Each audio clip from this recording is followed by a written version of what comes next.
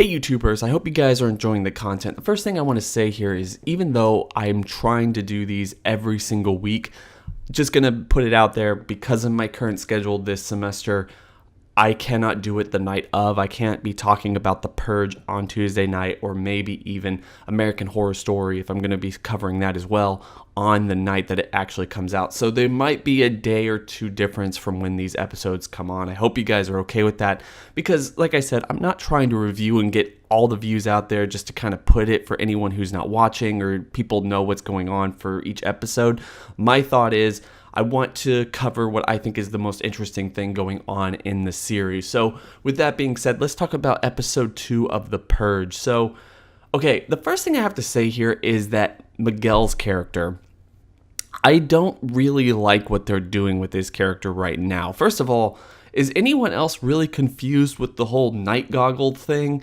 I understand that it might be dark outside with almost everything kind of being turned off and people just running amok. Literally the entire government shuts down for a couple hours. I completely get that, but it's also a little bit annoying to me. You know, like it feels more like a video game. It feels like they're doing this so they can show overt violent acts, but not really show them in more of a unique way that they could get away with it on television, and it's starting to seem like that's going to be the thing they do throughout the entire series, and it just doesn't feel right. It doesn't mesh well with everything else going on.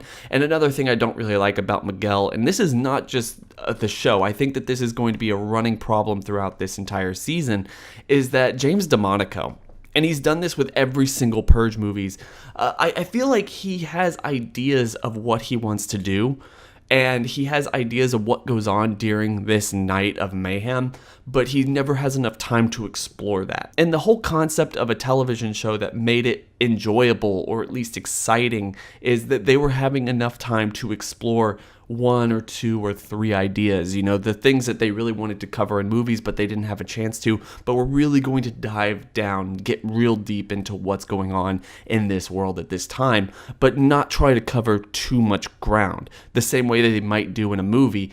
But Miguel's character after this week and last week really seems to be that window into all these different ideas. As he keeps looking for Penelope, his sister, it's going to continue to just come up against all these people who are doing weird things, like this fun run. Awesome concept. You know, a Universal Horror Night concept where you go through literally a death maze trying to get done with a race, and it's being filmed and and all these rich people are watching it for their own entertainment, but then it just kind of ends. It feels so clunky the way they did that, where okay, now this is going on, and then apparently he's just done now. I thought we were just getting into this race, but no, it feels like they cut out a whole lot that they couldn't get through the censors, or they just needed to whittle down for time's sake, and they didn't want him to be there for an entire episode, because next episode he's going to do something even crazier, or run into other people who are doing weirder things on Purge Night, and that's going to be a big issue I have with this season if they continue to go in that direction. This guy simply shouldn't go from one interesting thing to another. I mean, how hard is it going to be to find his sister, and how long does she even have left if they're going to stop and make sure that all these people get taken out by whatever pyramid Ponzi scheme this whole Purge cult actually is. I want to explore that a little bit more, but we're not getting a whole lot in there. I hope the next episodes really cover Penelope's role and what it is that led her to this cult, and also what it is that they're trying to gain from this cult. I bet you anything it's like a pyramid Ponzi scheme. The idea that Jane is paying people to go take out her boss, they didn't say that, but I mean, they just really said that. They hinted at it so broadly that it would be anyone else. It wouldn't make any sense, right? So Jane going after her boss, that's still an interesting concept, but we're going to just wait and see, like, where are we going with this? Is she going to die? Is she going to leave?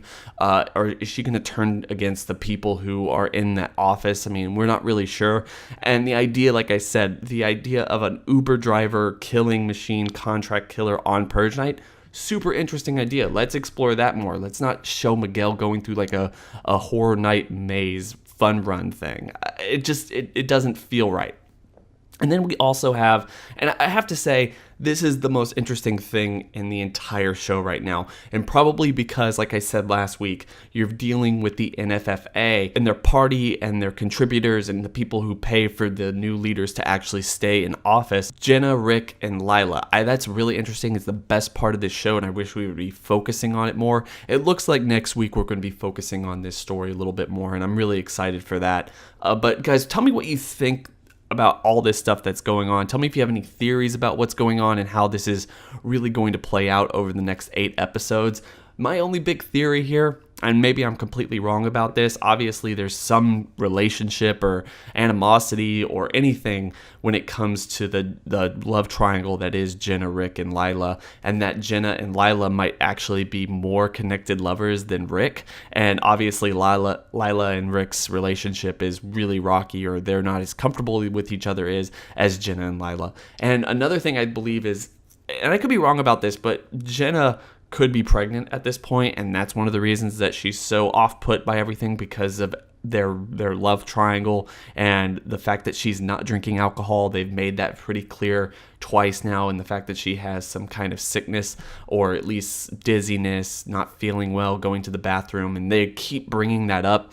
That's just my opinion. Like, she's pregnant. They're going to be put into some bad situation with the NFFA people, making them kill or putting both of them against each other, whatever. And she's going to get out of this because she's pregnant, and that's what she's hiding from Rick and Lila and everybody else. It doesn't have to be that way, but it might be interesting if they go that direction. Pretty much easy to see, really, if you look at it in the same way that I am. Hope everyone is enjoying this show. Hope everyone is enjoying these discussions. Like I said, very little review-esque issue, just kind of discussing it with everyone who wants to listen. Don't forget to like, comment, subscribe, hit that bell over by the subscriber button to notify you every single time I upload. Hope everyone's having a fantastic day. It's been real.